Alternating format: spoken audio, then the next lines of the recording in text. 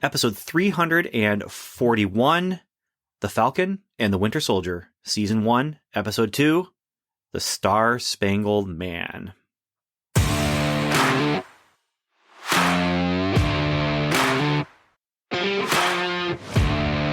Welcome to Level 7, a podcast about Marvel's Agents of S.H.I.E.L.D. and the Marvel Cinematic Universe. It's a magical place.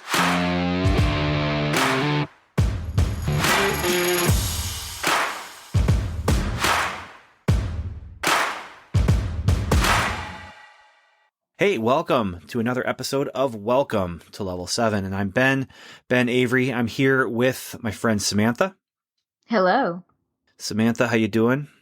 I'm doing well. How are you? I'm doing okay, and ready to talk about some MCU, because that's what this podcast is about. And so, yeah, we're here to talk about the second episode of The Falcon and the Winter Soldier, The Star-Spangled Man.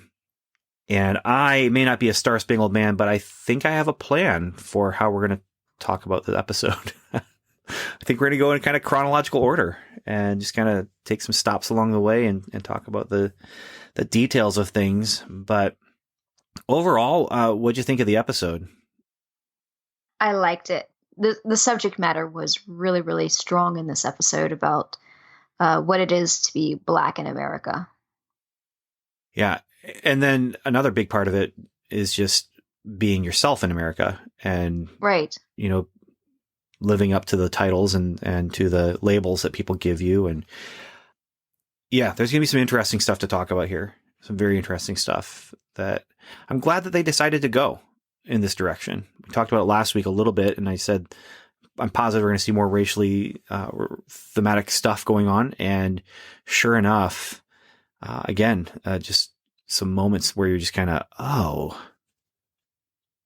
okay, I'm watching this fictional show about aliens, androids, and wizards, but I'm also seeing this moment here that's, you know, really no one should have to deal with, but unfortunately that's the world we're in. So it's reflecting the world we're in while also talking about androids and wizards and aliens. So, which, by the way, if we weren't already called Welcome to Level 7, like if we were just starting the podcast right now, Aliens, Androids, and Wizards, I feel like that's a good podcast name. Yeah, that for an is. MCU podcast. Like that would be a kind of cool. Yeah. I like Welcome to Level 7 better, but. Yeah. And a wizard is a sorcerer. Same thing, just different word. Sorcerer is a wizard without a hat, I believe is That's not true. That's not true, because going back to Lord of the Rings, Gandalf the Grey wears the hat. Gandalf the White does not, but he's still a sorcerer. He's the same guy. I mean, technically, right? Yeah. But although I did love that moment for the most part, where Sam says to Bucky, "What do you know about Gandalf?" And Bucky's all, "I read The Hobbit when it first came out in 1937." Like the ultimate hipster line right there. Yes. I read it in 1937 when it first came out. Original printing. It did feel like sometimes when I talk to younger people about Star Wars, and I'm like, yeah, I was in the theater in 1977 and I saw it. I saw Star Wars. Although it might have been 1978 when I actually saw it. It's possible. Because I'm not sure when it was actually released. It was released in 77.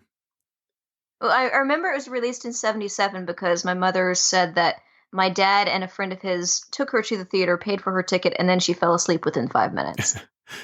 Which, knowing my mom, that's very typical. We don't really take her to the theater anymore because she just tends to fall asleep if she's really, really bored. But yeah, she did the same thing for Lord of the Rings, The Two Towers, but that was under a special circumstance. Well, I might have seen it in 78 because when it came out, I was living in Canada. And so it's possible that I didn't quite see it like, you know, in the first month or two of release. It might have been after some of the hype and stuff, and it had a chance to spread.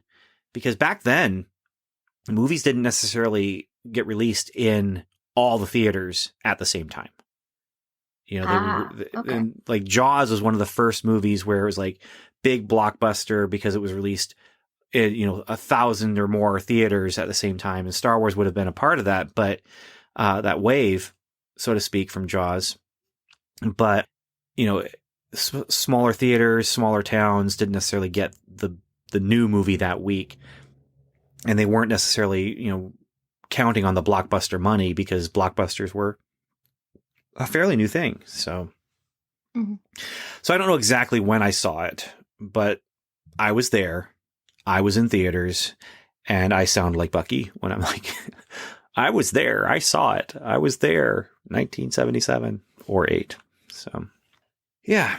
So let's talk about this episode, because there's not just the thematic stuff going on, but there's also the MCU world building that's happening, and there's also MCU action that is happening. But we start out with John Walker in his locker room, his high school locker room, and he talks to I think it sounds like it was his high school sweetheart when she talks about sneaking into the locker room before a game. It feels like a high school relationship kind of thing. But then also his friend Lamar comes, and they both encourage him as he's getting ready to go out and do another talk show interview kind of thing as they're rolling out the new Captain America. And he's practicing, and he's trying to figure out, what am I going to do? How am I going to be this Captain America? And I'm just going to say right now, between this scene and his next scene, I'm kind of liking John Walker. I don't know how you're feeling. So far, I like him. I think he's coming into this role as Captain America a little naive because of the way Sam and Bucky feel about it.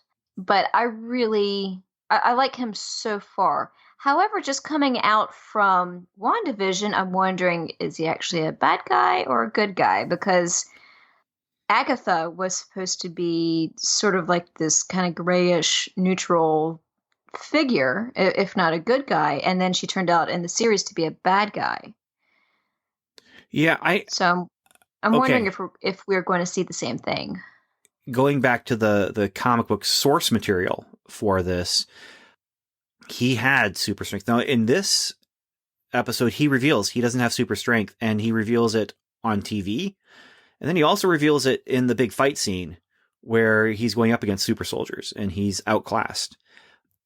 And so I'm curious about like that whole dynamic of what they're actually doing. What is the deal with this guy where he's just a great soldier and that's why they made him Captain America and didn't enhance him at all? It's interesting. But in the comics, he doesn't quite go rogue, but he's also not able to be controlled in the way that the government would like to. And he does end up, there's a big final battle between him and Steve Rogers, Captain America, because, Steve Rogers is kind of on the run and the government says, go after Captain America, or the former Captain America. And so there's a big battle in issue 350, which again, I was there. I read it when it came out. I got that one off the stands, and that's why this TV series excites me, is because they're going into some stuff that's really near and dear to my heart as a young comic book reader. But he doesn't quite go bad. He's just got a temper. He's not a great guy. He's not a nice person. And I feel like they're creating a different dynamic here with this guy. I think we're going to head into a situation, though, where he's going to try and get super strength like these flag smashers have. I think so too. I definitely feel like that's the direction this is going in, and that he will end up one way or another super powered. Although the question is, will it turn him crazy, bad, or I guess no, the question is what's going to go wrong is the question, because something's going to go wrong. That's what I'm trying to say. So yeah, well, it has to. Because, like I said, he's going into this role as Captain America very naively. Yeah. Now, Lamar, Battlestar, is his code name, which when he reveals that as his code name, that's where Bucky's like, I'm done with my conversation with you right now. But what's interesting about Lamar is he was the new Bucky then. So when John Walker became Captain America in the comics, they brought in Lamar, and Lamar became Bucky.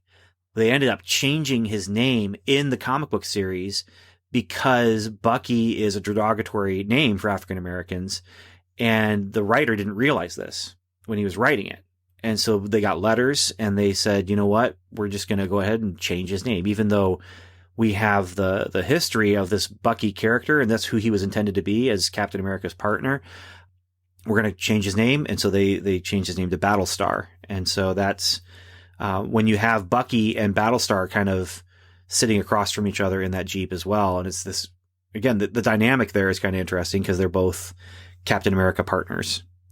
And yeah, so that's, it's a little, just another tidbit of comic book history there. But yeah, when they were writing it, the writer just had no idea. They had a whole thing in the letters pages where they're admitting to it, like, we didn't know, and we don't want to hurt anyone's feelings, so we're changing the name. And it wasn't like a big flashy thing, but it was like intentional, where they were just, we'll admit it right now, we didn't know, and we're sorry, we're going to change it. So kind of a cool I can thing. understand because, yeah, even in my adulthood, even though I grew up in the South, and the South is stereotypically known as being racist, but I heard this one comedian say, the racist part of America is that part between Mexico and Canada. Which she's absolutely right. And I cannot remember that comedian's name, but she was just hilarious when she did that bit. But by the way, if you're listening, go ahead and write us in. I'd love to hear from you. But even in my adulthood, I still on occasion come across a word and I hear it. I'm like, what does that mean? And then they tell me, oh, it's a derogatory term for, this person. I'm like, oh, I had no clue. I mean, it's not something I said. It's something I heard someone else say. And I'm not going to say them, just to be fair. But yeah. I mean, that's the thing is, we have to find it out somehow. I remember growing up as a kid and finding out about the N word, finding out the R word, and just these different things where it's like, and certain things would come up and be like, oh, that's what that means? Like, that's not, and you get surprised. And then even more surprising, you find out this is really not a good thing to say. And then you realize, oh, but my friends say that, that kind of thing where it's just, oh, that's not, wow. Okay. I had no idea it was bad. And now I had no idea what they were really talking about. And then you find out, and it's not a good moment. The question is, what do you do with that information? That's where, as you learn this stuff, what do you do with it? And hopefully as kids are learning it, are filing it away and saying, oh, this isn't okay. But obviously because of people around them, so the idea of, racism being learned, no one's born a racist. Right. Yeah. Yeah. So anything more here with this first scene then? I love the music, the Star Spangled Man. And when I saw the title, I was like, are they going to play the music? Are they going to play the song? And they played it as the marching band. Oh, I loved that bit. My younger brother was in a drum and bugle corps, which is like hardcore high school marching band. And yeah, it's it's like football. It's a big deal in some circles. And that scene really brought me back. In my notes. Go ahead. I was just going to ask, like, was he doing that in high school? Yes, he traveled all over the U.S. in high school. Because I'm looking at this band here, and I'm thinking, okay, is that their high school marching band? Because they got moves, and I'm just, okay, maybe it is, because larger high schools have a bigger pool of kids to pull from. But the marching bands that I saw when I was young, it did not look like that. They were, and it did not sound like that, Yeah, the drum and bugle corps stuff. I mean, it's just as hardcore as what you see here, or oh gosh, what's the name of that movie? Drumline? Drumline. It's just as hard as in Drumline. I mean, actually, from what they did in Drumline was they actually got some of those drum and bugle corps groups together and put them as the different schools. Yeah. I know that, again, like especially larger schools, they can pull from their talent pool that's much bigger. But I really love, though, the way that they took that song, Star Spangled Man, and turned it into what sounded like a high school marching band arrangement. But again, to me, it did not sound like a high school marching band. It was really clean and clear and just cool. It was just neat. But the question that came up, because I didn't get to watch this with my kids, I was just really curious if they were getting angry because, is this disrespectful? This is the Captain America song, you know? And they're using it for John Walker. I think Sam and Bucky are the two best people to voice whether or not it's appropriate. I don't know we saw that in this episode. I mean, they definitely thought it wasn't appropriate, but right. I don't know. I mean,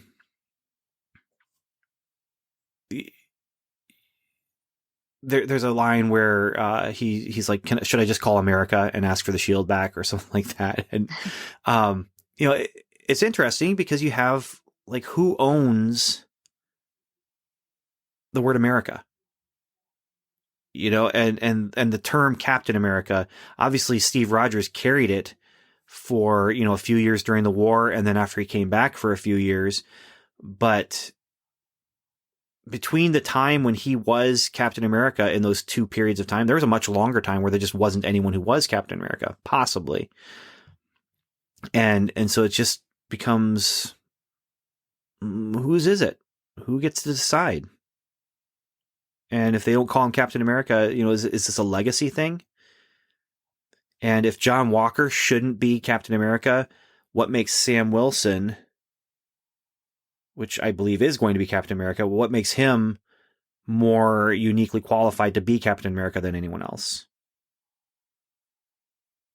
That's a good question, because Sam's background with the Falcon is that he was in the military and he's a veteran of war. I mean, and I'm pretty sure that John Walker's background is maybe very similar. Well, the line was, have you ever jumped on a grenade? Like, Bucky asks him that. Have you ever jumped on a grenade? And John Walker says, yeah, 4 times. It's a thing I do with my helmet. It's a special helmet. It's a long story, but well, maybe he I mean, because he does stuff like that, maybe he does. Maybe their problem is that they just don't know John Walker very well. And I think another problem is they just don't trust a stranger to hold the title. Trust a stranger or trust the government. Ah, true. You know, I mean, as much as I love living in America, to quote James Brown, and as much as I love, you know, being an American citizen, I really do believe it's a privileged place to be. There's other places for sure in this world that are privileged as well. And if I grew up there, I probably would feel the same way about other places. But I mean, I'll admit there's a lot of things wrong with this country. And yeah, so I can understand not trusting the government because it's run by politicians. And it's run by people who maybe don't necessarily have the best interests of the people at heart. And, you know, I can understand them not trusting the government and therefore not trusting John Walker. Right. Yeah. So Sam and Bucky. Go ahead. I'm sorry. My other note. So John, did you see who was interviewing him on that stage in front of the high school? Saw who it was? Yes. Do I know who it was? No. I don't know her either, but he was being interviewed for Good Morning America. And she is one of the actual hosts of Good Morning America. Okay, I wondered because he's practicing saying Good Morning America, and at first I'm thinking that's kind of funny. And then, okay, so it actually was Good Morning America. Yes. Okay, all right, that's cool. I mean, is it too clever? Captain America being interviewed on Good Morning America? Yeah, but it's exactly the kind of thing that they would do, right? Yeah, because I think Good Morning America is on ABC, correct? ABC is owned by Disney. Disney owns the MCU. Yeah, I can't imagine them choosing to promote a morning talk show that's not one of their own. Right. Or, yes. I shouldn't say that's not one of their own. I can't imagine them promoting a talk show that is someone else's. Because I could see them making one up. But yeah, definitely not. And they really don't need to make one up either, so. No, not if they can use it and use the person. That's cool. Yeah. So okay, Sam, what? Yes. I was going to say Sam and Bucky, they see this, and then Bucky confronts Sam about this, and he just can't get over the fact that Sam should not have given up the shield. And as they bicker and fight, Bucky ends up just going on Sam's mission with him. and this is where we get traditional MCU stuff. They're sneaking around, they're quipping, they're arguing, they're bickering. They think it's one situation. They go to rescue the person, and the person that they're rescuing turns out to be a super soldier flag smasher. And then we get a nice battle on the top of these semi-trucks and their trailers, and they're getting beaten pretty badly, and so Captain America, John Walker, and Battlestar show up to rescue them. Which is a little embarrassing. But, here's the thing. I like it when our heroes are outclassed. Yeah. And I like it, it's that Indiana Jones style of adventurer who just gets beaten up, defeated. He's going to win in the end, or something's going to happen where the bad guys don't win. But I like this kind of thing. And then Captain America shows up, helps them, but he's outclassed too. They still lose. But I was not expecting Captain America to show up. And they already don't like him.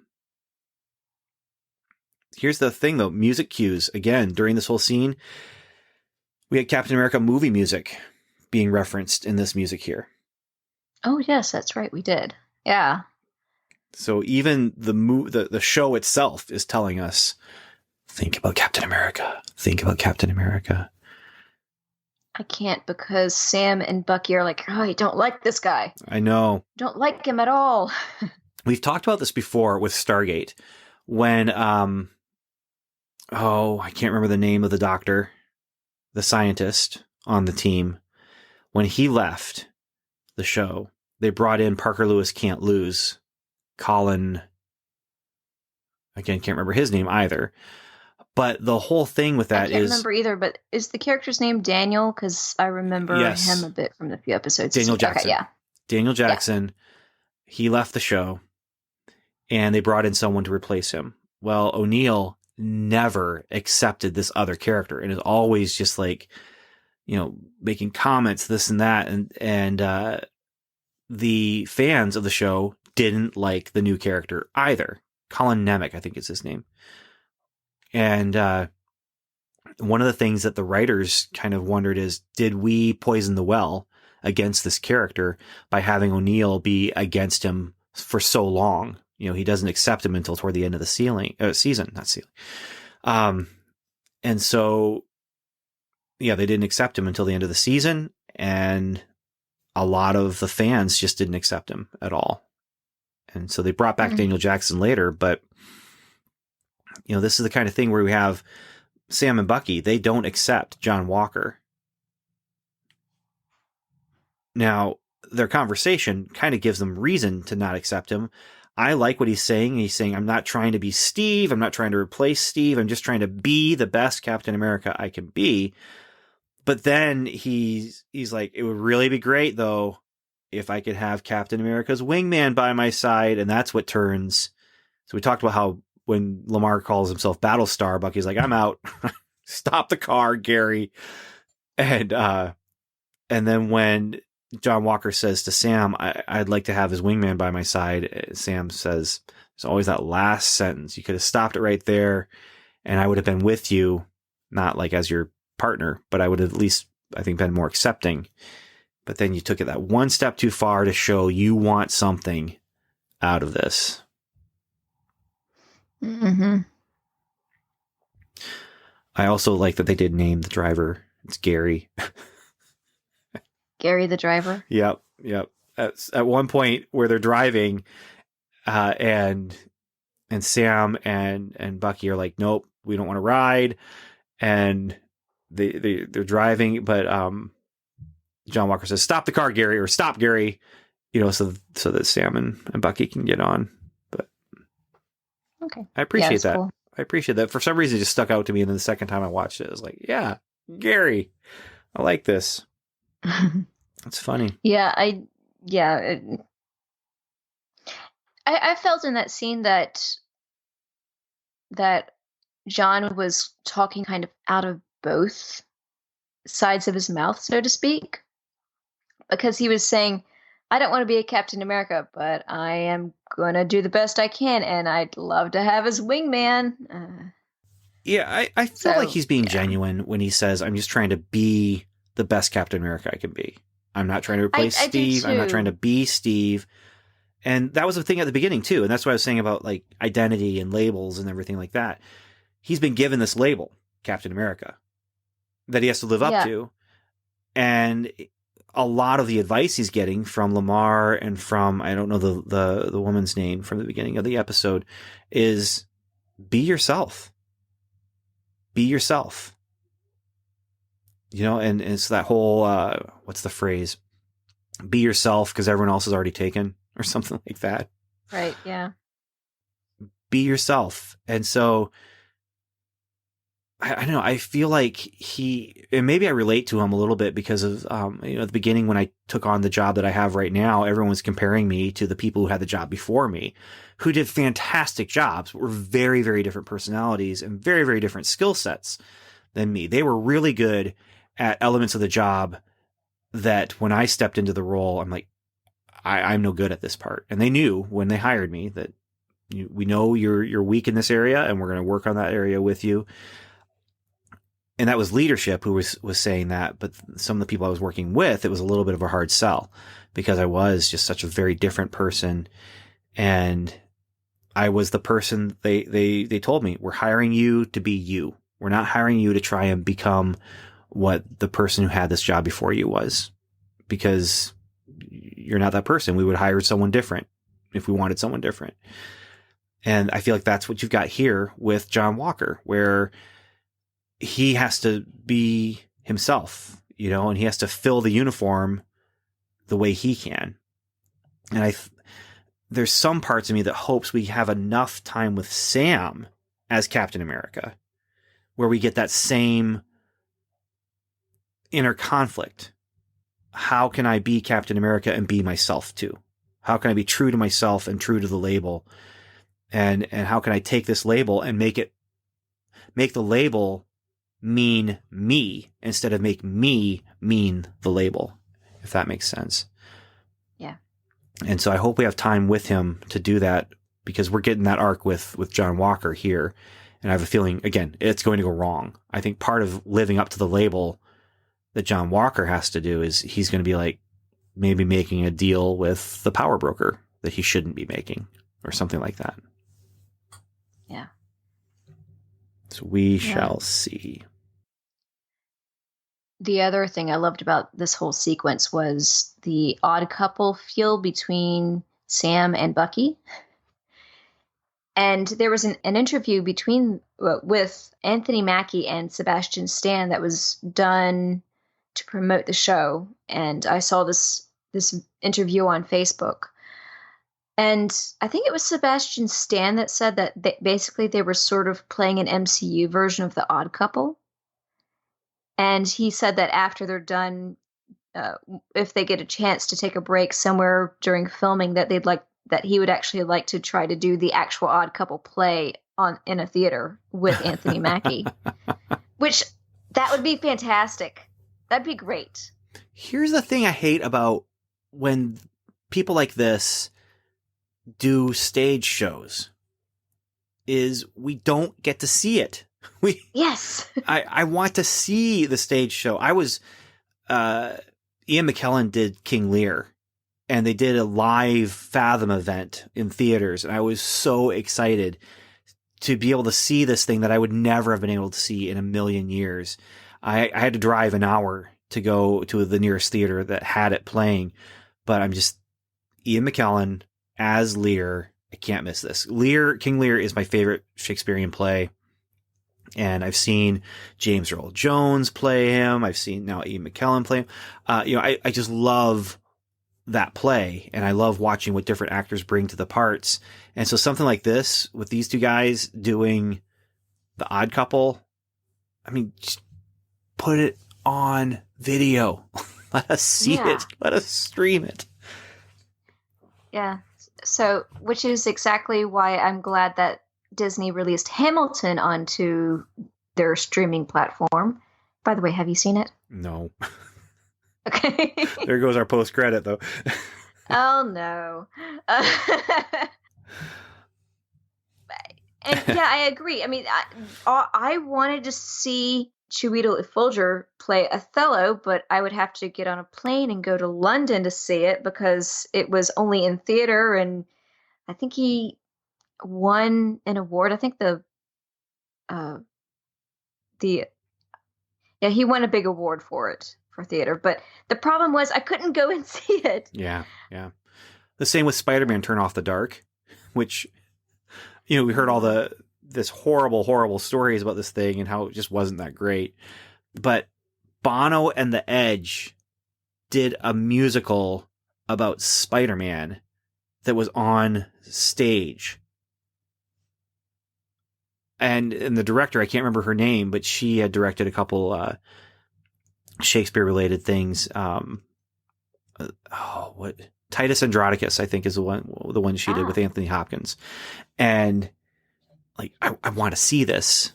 And of course, because it was such a train wreck, that was never going to go and be on screen anywhere. I did see parts of Spider-Man: Turn Off the Dark on YouTube because there's someone who did sneak a camera in to that thing. Yeah. I cannot condone that, but I'm trying to think. Was that directed by the same lady who directed the movie Across the Universe? Yes, but I can't remember her name. I can't remember her either, but I love her work. Anytime I come across a movie on streaming that she's directed, I stop and I watch it because it's usually this just really fantastic, beautiful thing that's on screen. And I can't remember where she got her start, but I know that there was something to do with costuming or something that was a part of her background. And there's definitely Julie Taymor. Yeah. And yeah, she has a very interesting visual flair to her. It's, and I would have loved to have seen what her visual flair did with Spider-Man on stage, but didn't happen. So Julie Taymor also directed the movie The Tempest, which is an unusual take because in this version, The Tempest Prospero is usually played by a man, but instead she cast a woman, Helen Mirren. Oh, and I think I remember seeing in the behind-the-scenes stuff that The Tempest, a stage version of The Tempest, is one of her earliest works, and she cast a puppet performer as, I think, Ariel, who is the spirit. Mm-hmm. I think that's the one. And so she had a puppet instead of a person in the play. And it's the same kind of stylizing that she's done across all of her work, and it was just, of course, it's just beautiful to watch. So yeah. Okay, so let's see here. We move on from that conversation to Flag Smashers getting support from supporters who give them housing and call them Robin Hood. And again, these are the people, they just fought Bucky and Sam and John Walker and Lamar. So they just got done fighting them, and now they roll in to this place where it turns out someone else is after them because they have something that was taken from someone else, and he's going to kill them. So that's what's going on there. Then Bucky and Sam talk about the last time they stole the shield, and then they're talking about the question of there's 8 people out there right now who have super strength, super soldier strength. And this is where Bucky says, you know what, I got something you need to see. I got someone you need to meet. And they go to, was it Baltimore, I think? I'm trying to remember. Yes. But they're walking down the street. A kid sees Falcon and says, hey, it's Black Falcon. And Falcon says, well, actually, no, it's just Falcon. No, my dad says it's Black Falcon. And no, it's Falcon. And if I just called you kid or Black Kid, you know, and what's interesting about that whole conversation right there is just the way that comics used to work. You would have Black Lightning. You would have Black Falcon. You would have like Black Goliath. You know, the character, if they were African American, it was black and then the word, you know, for a lot of those Black Panther even. And, you know, so here they're hanging a lampshade on it and saying, it's stupid, right? I'm just Falcon, right? But what was funny about it is earlier in this episode, you have him talking about Bucky being all sneaky and everything. Would you turn into White Panther while you were in Wakanda? And then that's enough of a joke right there. But there's one step further, and Bucky says, actually, it was White Wolf. And because he actually did have a code name that they gave him. That's right. Yeah, because was it the end of Civil War where we had the after credit with him? Yeah. Was it Civil in War? Wakanda? It's one of them. It may have been. Yeah, it would have been Civil War because Black Panther was in that one. Right. Yes, that's right. I think it would have been Civil War. Yeah. Yeah, but the interesting thing was when Bucky was in Wakanda, he was the racial minority. So, well, again, you call him White Wolf, and that's actually kind of a cool name. it is. In the same way Black Panther is a kind of a cool name. But again, it's just kind of hanging that lampshade on this thing that is just like, yeah, is it ridiculous? Yes. And what was good is in that 70s era, you know, they were kind of hanging on to, you know, the different exploitation films. And so that's why Power Man and Iron Fist, that's why they brought them together, is because these were 2 genres of exploitation film, the Kung Fu and the Blaxploitation, that was very popular, especially among African Americans.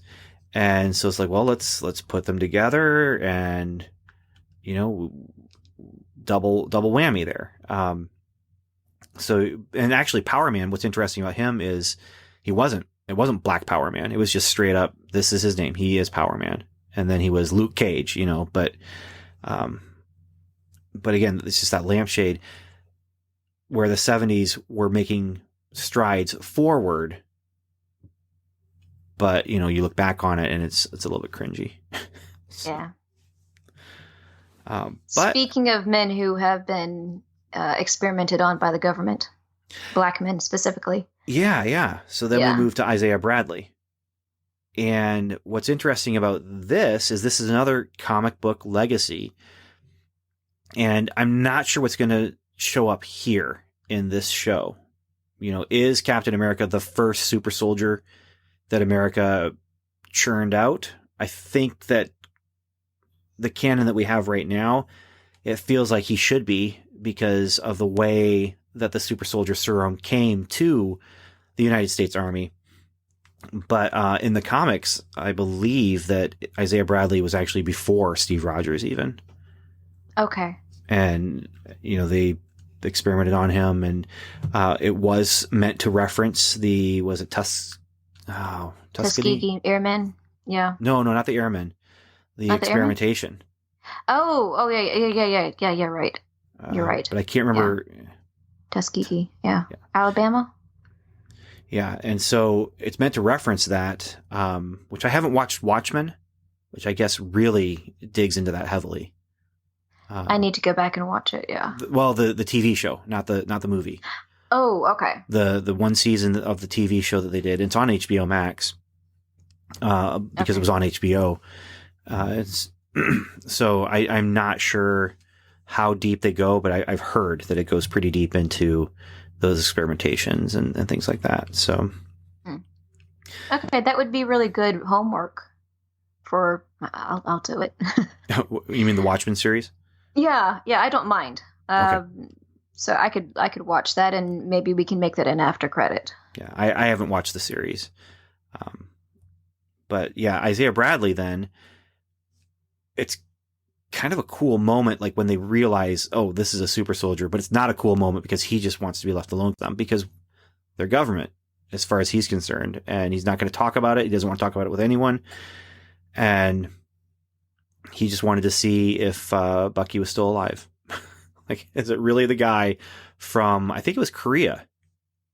Yeah, he mentioned Korea. Yeah, that's where they met. They met in Korea during the war, and the impression that I get, I hope we get a flashback to this, but I'm feeling like, okay, we've got the World War II super soldier program was Steve Rogers. We get into Korean War, and was the United States trying to create their own super soldier again to fight in that conflict. And it sounds like, or looks like, Isaiah Bradley was the guy. Yeah. And I'm curious what they're going to go with that. And I'm curious, are they going to talk about other super soldier serums that maybe went wrong? Like for a guy named Ted Sallis, who fell into a swamp after he got injected with the super soldier serum and turned into a swamp monster. I'm really hoping that they bring Swamp Monster into this universe so you can stop begging for it. I'm not begging for it, but you're wishing for it. I'm you're harping on it for sure. Like, Yeah. I definitely do bring it up a lot. Speaking of this week, there's a new Man-Thing comic book series starting. It's a 3-issue miniseries, and the first issue just came out this week. So I'm excited to get that, but I haven't gotten it yet. So we move from here to a very uncomfortable scene. Well, actually, I kind of want to talk about the actor who plays Isaiah. Okay. He's no stranger to comic book adaptations. He does a lot of voice work for the DC animated TV shows. He's most well known as the Martian Manhunter. And in the Arrowverse, he actually appears in person as the Martian Manhunter's father. Huh. Yeah. And the CW has done a good job of like bringing in people like that as legacy people. Yeah. You know, like the actor who played the Flash in the 90s series coming and playing the Flash from the 90s series, but he also played I think his dad. I'm not sure. I thought it was like a future version or alternate version. Well, he did two different parts. Yeah. And so he did two different roles. And one of them, though, was actually the Flash from the 90s TV series. And that was in the Crisis, that's the only part of the CW DC TV show series that I've watched was... I watched Arrow until Flash started happening, and then I dropped out because there was so much going on. I watched Legends of Tomorrow, first, maybe second season, and then I watched the Crisis on Infinite Earths, and on that Crisis on Infinite Earths, they bring in, I think John Wesley Shipp is his name, and he's the same Flash from the 90s TV series, and they actually give him an ending. And it was really touching, and it was really nice for me. Like, I don't know anything else that's going on with all these other people, but there's my guy. And it was a surprise to see him, and it was a surprise to see him go out as well. So Yeah. Yeah. I did watch Crisis of Infinite Earths episodes. Can't remember how he ended, but yeah, I feel like at this point I need to go back and watch it because I'm sort of starting to get into Superman and Lois. Which is a part of that whole, that's the thing that it was just too much. Even Yeah, back it was then just when it was Arrow and then Flash was showing up, and it's just like, this is getting to be too much. There's just so much happening here. Yeah, and then Smallville was incorporated into that, and I know that a was lot it? of people did not like the Smallville Clark Kent, what he did in that show in the Crisis, but I really liked seeing this kind of cap on his story. Yeah. Though I think he was only in the one scene, and they didn't necessarily need him for the overall story because they already had a Superman. Yeah, and he just says, no, I'm not doing it. I got a family. And that's where people were like, he wouldn't do that. He wouldn't shirk things, and just maybe not. But this is kind of a nice little development. Yeah, and plus, Tom Welling is the name of the actor who we saw as Clark from Smallville. He, if I recall correctly, that version of Superman, he gave up his powers to be just a regular guy so he could raise his family with his wife, Lois. So he didn't have his powers anymore. So what could he contribute to this crisis that they were facing? So I think Tom Welling was just willing to make an appearance and then just to make one small appearance, and that was it. And it worked for me, in my opinion. I know for some others it didn't, but all right. So we move on to the next scene, which is, like I said, a very uncomfortable scene, and it's just Bucky and Sam are talking, getting animated, raising voices, and then a squad car pulls up, and two officers get out, and they're asking Bucky, is there a problem here? You know, are you okay? Is there a problem? And Bucky's like, no. And then finally, do you know who this is? And one of the cops realizes, oh, it's an Avenger.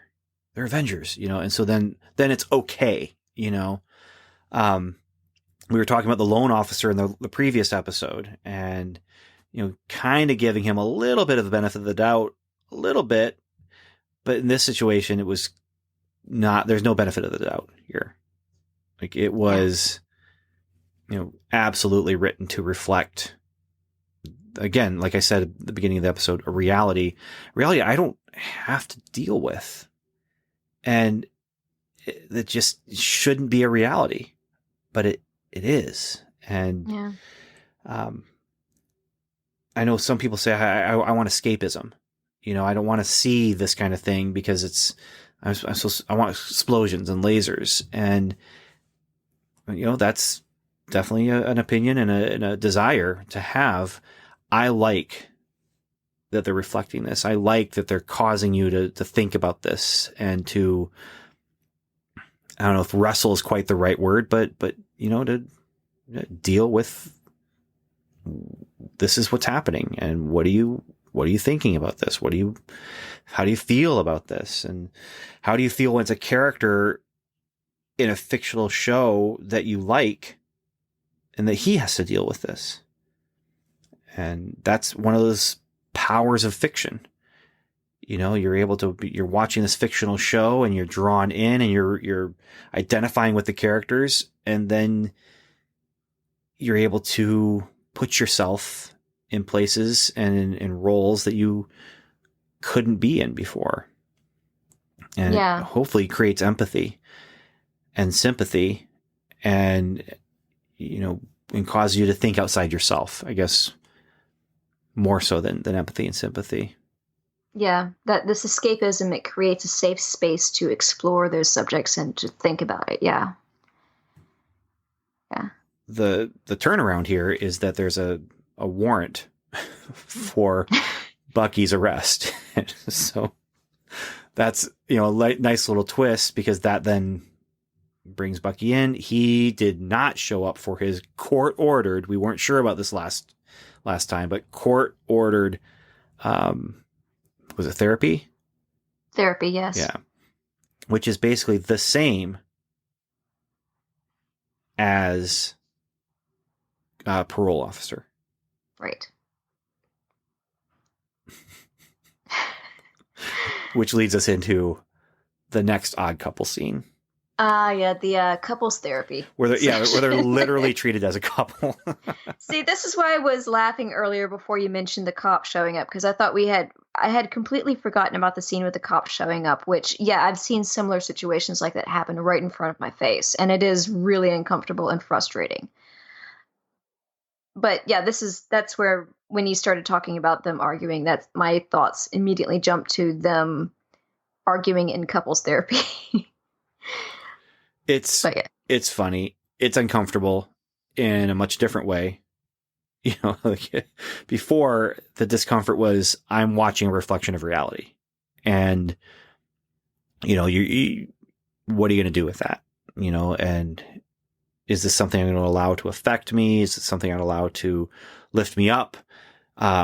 Because I'm seeing something that should maybe cause some righteous indignation to rise up. You know, this scene then kind of deflates some of that tension and gets you laughing because it is so uncomfortable. And it's that funny uncomfortable where they're supposed to stare in each other's eyes and they're going to, okay, a miracle happened overnight. You wake up in the morning. Oh, good grief. What do you want your miracle to be?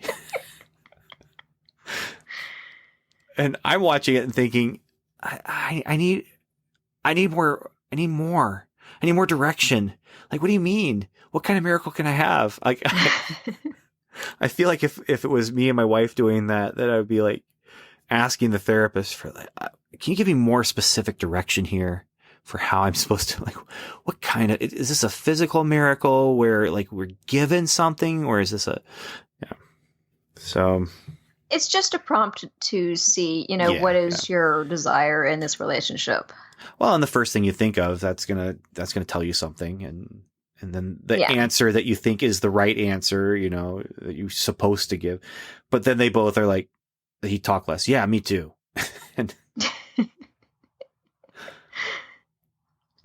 but this whole scene is also a really great example of excellent writing, because they're having this argument and they're both right. Yeah, well, and that's what it comes down to. The end of this, they're both right, but Sam is more right, I think. Because Bucky's saying, Steve trusted you with the shield. Steve trusted you with the shield. And then Sam says, I need you, and I would hope that Steve would trust that I did what I thought was right.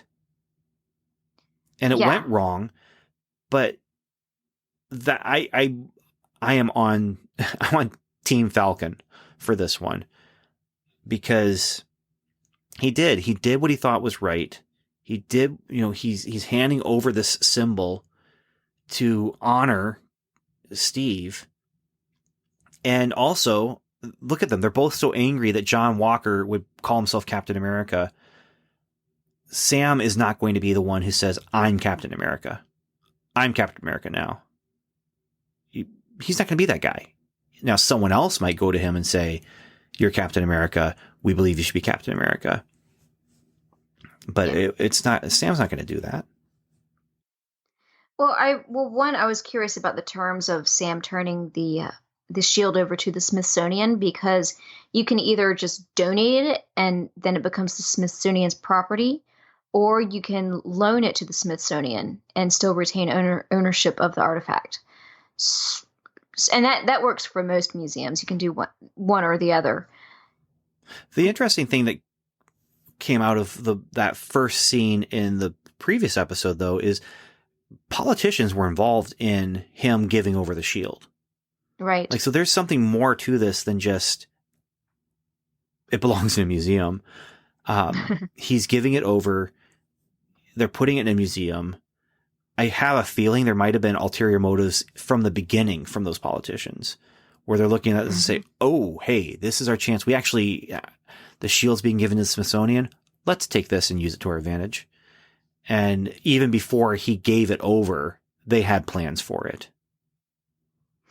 I have a feeling that before he gave the shield over, when they first heard that he was going to donate the shield, I think that's when the wheels started turning about, okay, we're going to start a new Captain America, or maybe even before that. So John Walker may have been in training before Sam even made that choice. I think you're right about it being before that, and this is just a crime of opportunity, so to speak. Right. Yeah. So that Sam's concern was Bucky not being happy that he made the right choice by giving up the shield. Bucky's concern was, if Steve was wrong about Sam being Captain America, then maybe Steve was also wrong about Bucky. He says then he was wrong about me. So what does he mean? Like Bucky being better, Bucky becoming a good guy?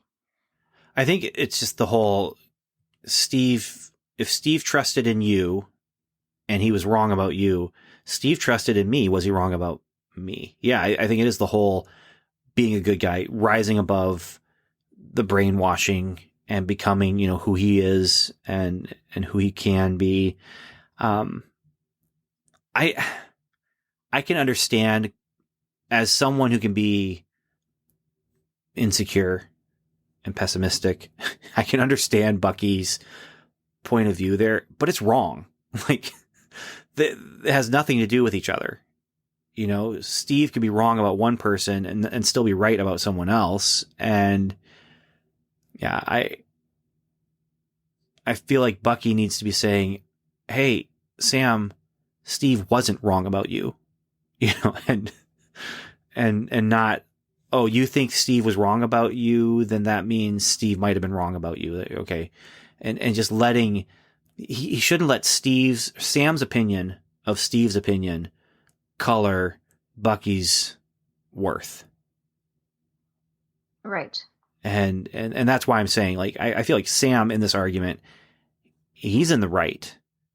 And Bucky, his perception of things may cause him to feel like he's right, but his perception of things is wrong. Sam didn't give up the shield because he wasn't worthy and because he didn't trust Steve. He gave it up because he felt like it was the right thing to do. And they're just not listening to each other, which is the whole thing. Yeah. That's why you do couples therapy, right? To learn how to listen to each other better and learn how to know each other better and love each other better. So. Yeah. Okay. So they leave and their attention is grabbed by someone with a siren, and it's John Walker, and they won't join him because John Walker has tape he has to cut through to do things. And so John Walker says to them, and this is where a little bit of a turn for me then. This is where he says, fine, we won't work together, but stay out of my way. So suddenly it's a little more, hey, wait a minute, man. Mm-hmm. Hey, I thought you guys were peers. Like that's I think what it is. Up until this point, he's holding himself as a peer with these guys, and he's trying to hold up as a peer with these guys and say, I'm not Steve, but I'm trying to be the best Captain America I can be, blah, blah, blah, blah. But here is where he says, well, then fine, stay out of my way. I am the one with authority here. Although he does prove it earlier. He's the one who gets it so Bucky doesn't have to go back to his court-ordered therapy. Bucky's done. The other issue, too, is that John Walker was not an Avenger. I think that's the other issue that they have, too, is that they don't have that common history with him. No, they don't have any history with him. But yeah, being an Avenger, if someone's going to get to take the shield and be Captain America, maybe it should be one of the American Avengers. Yeah. I mean, you don't want a Canadian being Captain America. No, they have their own captain, Captain Canada. They have Captain Canuck. Canuck. Yeah. Who should be cast by the one and only Nathan Fillion. Come on. Maybe. He'd be perfect. Maybe. But point being, yeah, maybe an Avenger has more claim to the legacy. Right. Maybe. Okay. Moving on. So oh, go ahead. Okay, go ahead, because I have one final note left here, and it's kind of silly. Well, okay, so I was going to move on to the power broker attack against the Flag Smashers for taking what belongs to him.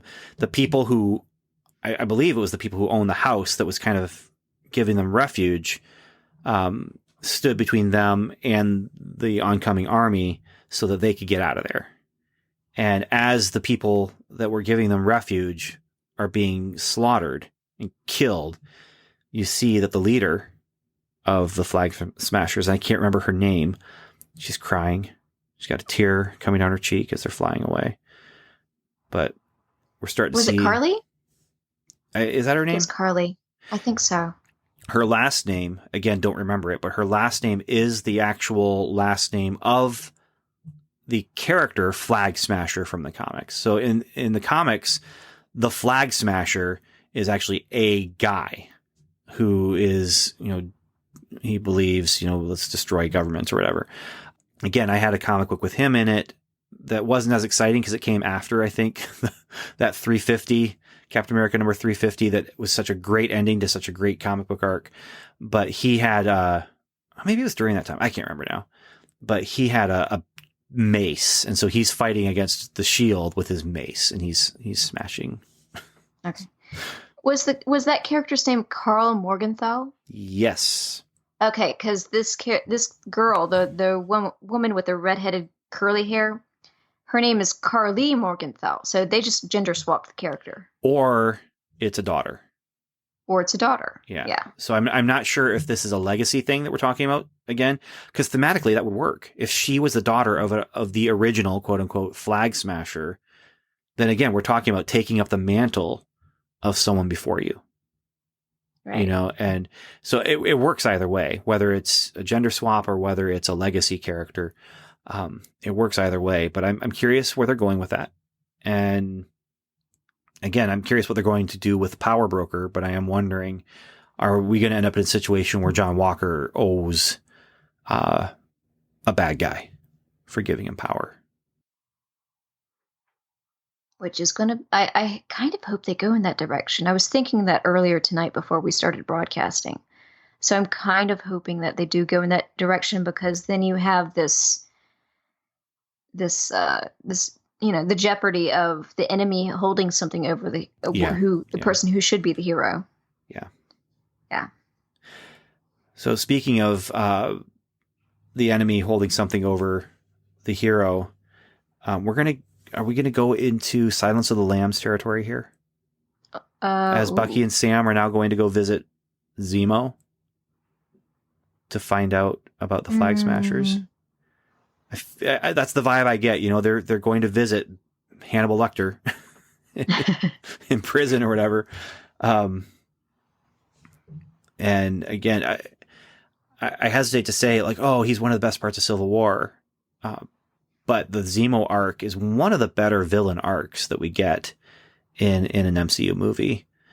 And I loved the closure to that with Black Panther and the thwarted suicide.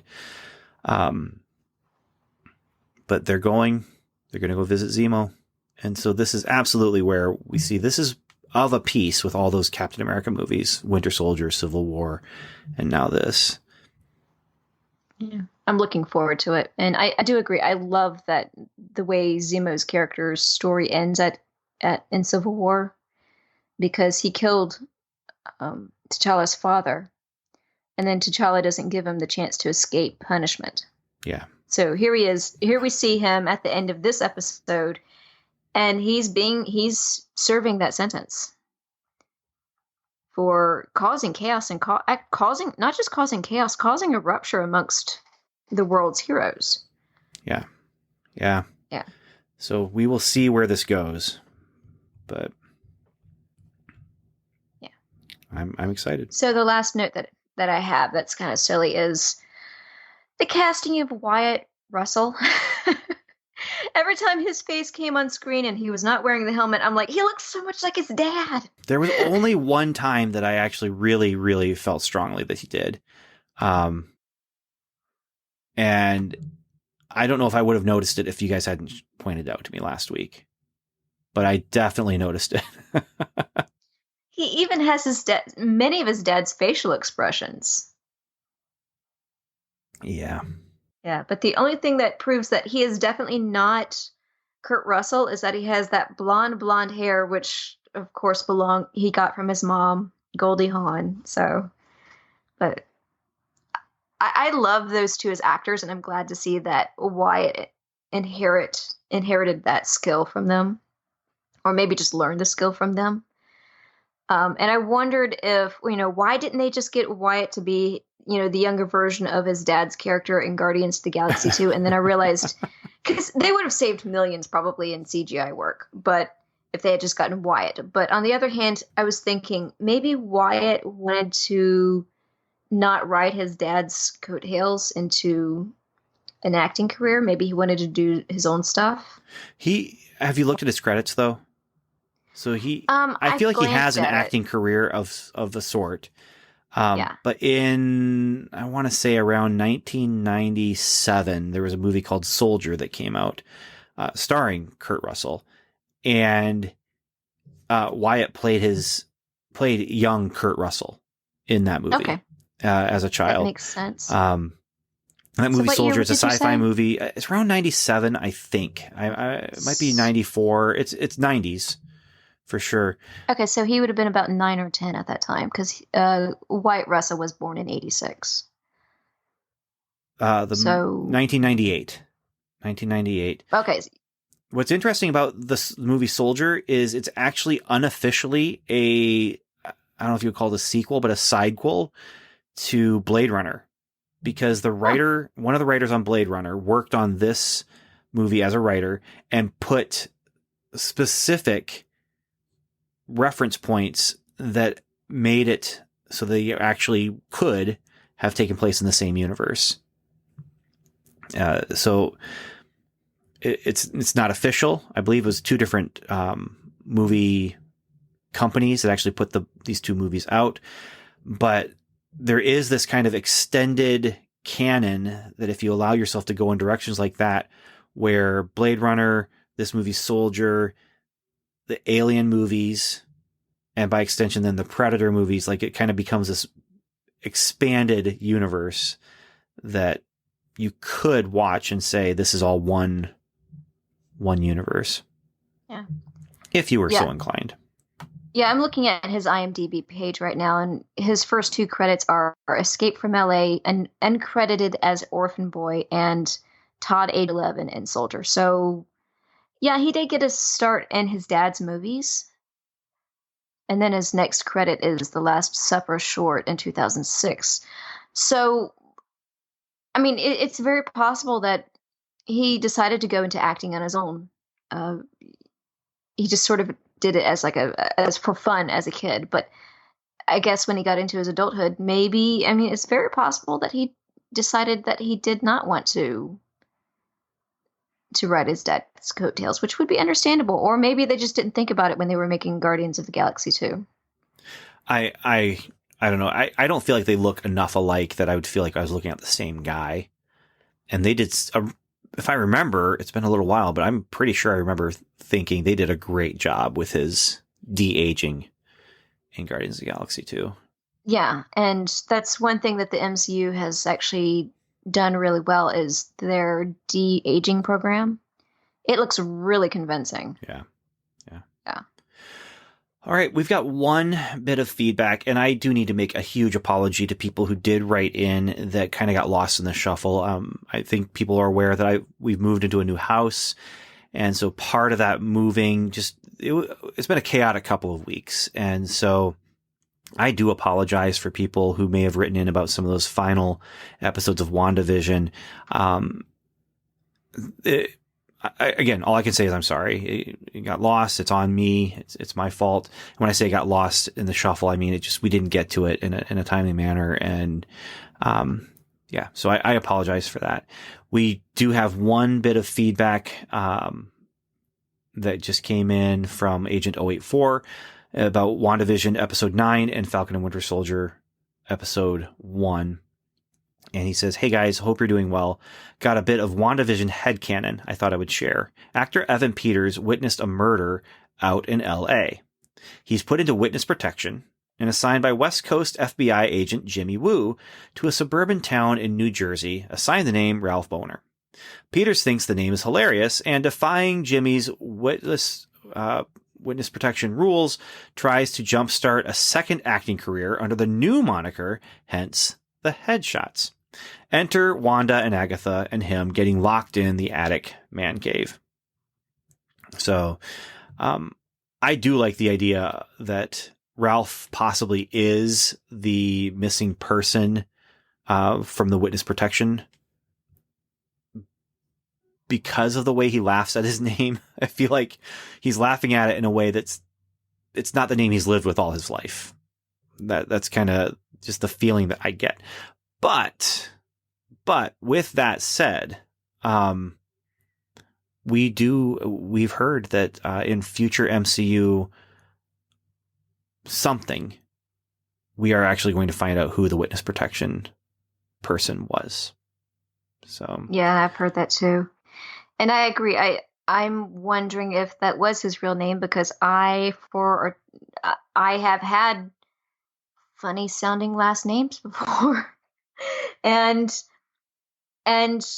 you know, you kind of come to resent the fact that you have this funny sounding last name. So yeah, I would have never laughed at my own maiden name, which was Payne. So I mean, I got it all. Major Pain, blah blah blah blah blah. Yeah, so yeah, I'm not going to say some of the ones for my name because kids can be really mean. But no, I don't need to. No, but I will say this: I do love my name, and I've grown to really appreciate it because of what it actually does mean. So my name, Ben, means son of. Benjamin means son of the right hand. Avery means Lord of the Elves or Prince of the Fairies, or something along those lines, depending on what definition you look at.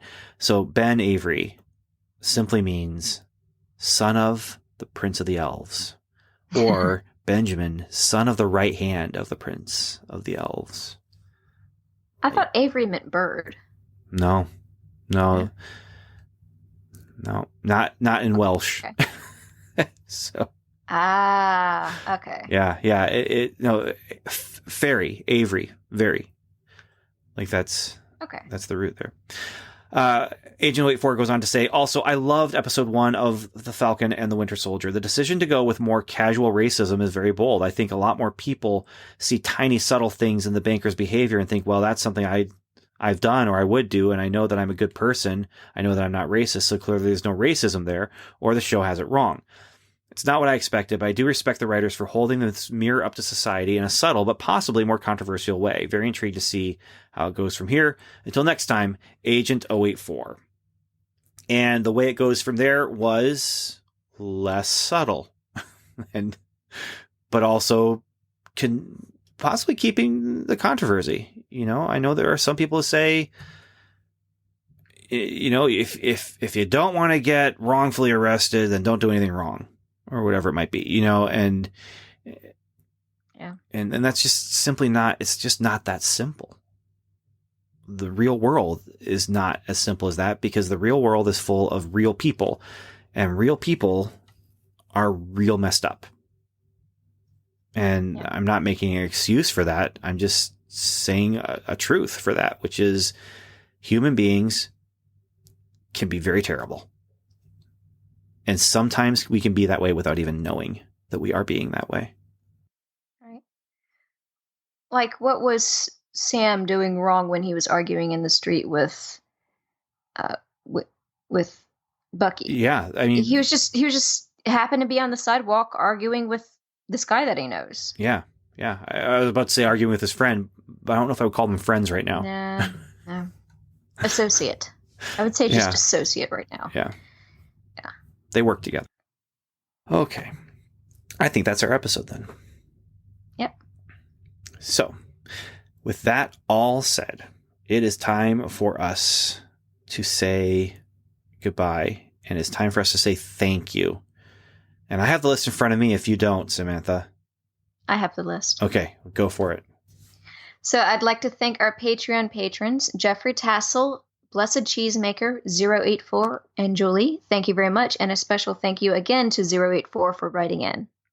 Thank you very much. And I want to say a very special thank you to Jeffrey and Tassel, who they've been supporters for a very long time. Jeffrey has been a Patreon supporter since 2017. And that's really special. That's really special. And actually, 084 as well. Tassel and 084 both have been supporters since 2018. Blessed Cheesemaker, also 2018. Julie, brand new. Super appreciate you as well. So thank you so much. Thank you so much. So I also want to make a very, very special thank you to our new production manager who is sitting right there in the booth with me, behind the glass shield, recording all of this. And so now that we're done with the episode, I just want to say, Gary, stop.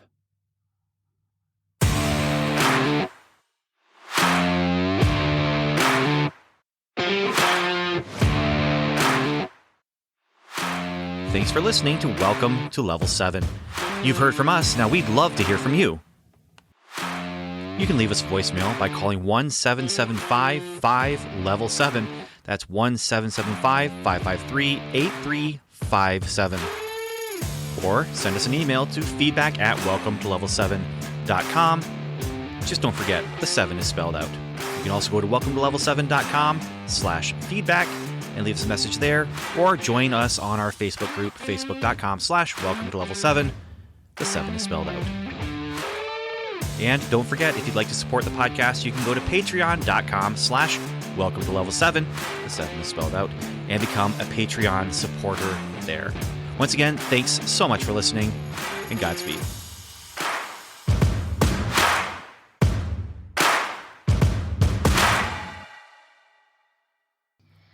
So, Ben, what'd you do this weekend? It's just been busy. I've been painting and all that stuff. So, okay. Yeah. What about you?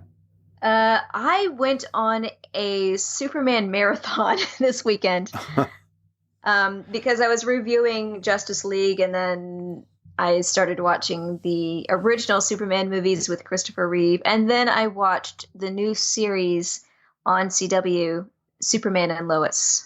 Okay, so I've seen like 5 minutes of that. And they were good 5 minutes, but is it good? Yeah, it's really good. Because what they do is, it's not just about Superman and Lois. What happens is, in the beginning, Clark loses his job at the planet, and the Daily Planet, and then shortly after, his mother passes away.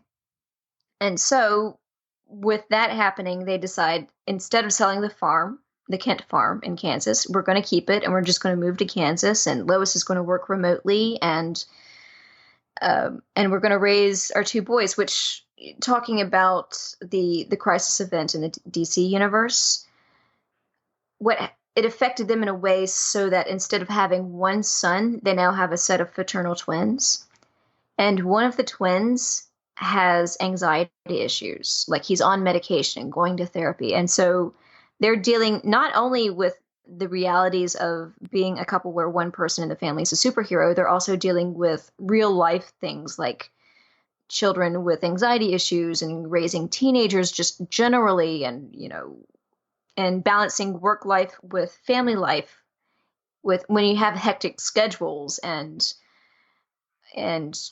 dealing with your friends who are going through troubles themselves in their own marriages, and all of the political stuff in town, on top of all the superhero stuff that Clark has to suddenly disappear with. And in the beginning of the show, we also learned that Clark and Lois have not revealed that their dad is Superman, and they find out after one of the boys starts showing some abilities. And the other is not. And so now you have one brother who's jealous of the other brother because he has these superhero abilities, uh, but the one that's jealous of the superhero brothers, well, he's better at football, and because the other one suddenly has superhero abilities, now he wants to be on the football team, and he's like edging into his territory, so to speak. And it's complicated. It's well written, and Sounds cool. Yeah, it is. It's the Superman story, the next generation. It's Smallville, the next generation. Yeah, that sounds really good. Yeah. I'll have to watch it. Superman is really interesting to me because of the way he just gets kind of reinterpreted constantly in movies and on TV. And so, the original Superman show, then Lois and Clark, which that's just got its own personality. And then Smallville had its own personality, and it sounds like this has its own thing. And, I'll have to take a look at it. I know Evan, friend of the show, Evan is a fan of it and is enjoying it. So yeah, I'll have to check it out. Yeah. And I compared it to The Incredibles, only in the way that one, it's a family where there are superhero presences in the family. And the other is that you see a lot of scenes where there's the mundane combined with the extraordinary. What I also like, and it sounds like they're doing this, is I like when superhero stuff is kind of reflecting and metaphorically reflecting real life. Where you've got he's balancing being a superhero and being a dad and being a husband. And, I'm not a superhero, but I like to watch things like that where I'm balancing being a dad and a father. I guess, no, I'm a dad and a husband and with a job and, with hobbies and, all this life stuff that you have to figure out how to balance it. And then you throw supervillains in the mix. And we've talked about with Spider-Man, all of his villains tended to be people who were related to him in some way or another. So it's his college professor or his best friend's dad or his best friend, and just how they amp up these relational conflicts and tensions with supervillains. And I like it when it's done well. Yeah, me too. And then, to sort of get away from all the Superman stuff, I also watched the new show, The Mighty Ducks Game Changer. Have you seen that? I have not. Okay. But MCU connection, right? With yes, one of the original Mighty Ducks went on to become Daredevil's partner in the law firm. Yeah, Foggy. Nelson. Yeah. Which I don't have the actor's name in front of me. Now I feel terrible, but he has not shown up yet, but I have seen promotional pictures of him and the other original Mighty Ducks showing up in the series. So I think that's going to happen later in the series. But Emilio Estevez is in the pilot episode. Who is looking so much like his dad. He is at this point. Yeah. Yeah. Okay. So we were talking about, I don't see it so much with Wyatt Russell. But man, Emilio Estevez looks so much like Martin Sheen. It's crazy to me how much he looks like Martin Sheen. Yeah. But he's no longer a lawyer, no longer a hockey coach for the Mighty Ducks. There's some other guy. And if you remember, oh gosh, what was the name of, was it the Falcons actually? In the original Mighty Ducks movie? It's been so long since I've seen the original Mighty Ducks movie. Or the Hawks. It was the Hawks that was the rival team. The cake eater team. The rich kid team. So the Hawks were so the Mighty Ducks have actually at this time in this series have become like the Hawks. They're the ones where all the rich parents are bringing their kids to this team. And not only that, there are parents who are paying to have personal coaches for their kids, and personal therapists, like sports therapists. So it's parents that live to build and shape their kids' sports careers. And so there's one kid who he sort of becomes a degenerate of that because his mom makes a point of, this is ridiculous. We shouldn't be building and shaping our kids' careers at this point. They're only like 11. So and the mom is played by Lauren Graham, who is probably best well known for Gilmore Girls. And she does a lot. There's a lot of great physical comedy in this series too. Nice. Yeah. Yeah. I haven't gotten around to watching it. I probably will watch the movies first because it's been so long since I've seen the movies. With Karate Kid, I didn't need to do that. With Cobra Kai, I didn't have to watch the Karate Kid movies because I've seen them so many times. But again, it's really interesting to me when you have these franchises where it's like, hey, yeah, 20 years later, where are they at? and there's also Next Generation. Yeah, and it's worth it because, like, say in Cobra Kai and in the Karate Kid movies, he also had Mr. Miyagi to kind of lead him and show him the right path and to bop him on the head and say, you're doing this wrong, do it right. But in Cobra Kai, he doesn't have Mr. Miyagi. So he's making these steps and really screwing up. So, I mean, that's one thing I love about this series. But then again, my favorite part of the original Karate Kid movies was Mr. Miyagi. So I'm really missing that character. Yeah. Although, I mean, they say his name so many times. You miss the character, but you're not missing him. Like he's very much a presence in the show. So. Yeah. All right. Well, that's our episode. Thanks, Samantha. Thank you. Talk to you later after the next Falcon and Winter Soldier. Okay, I'll see you later.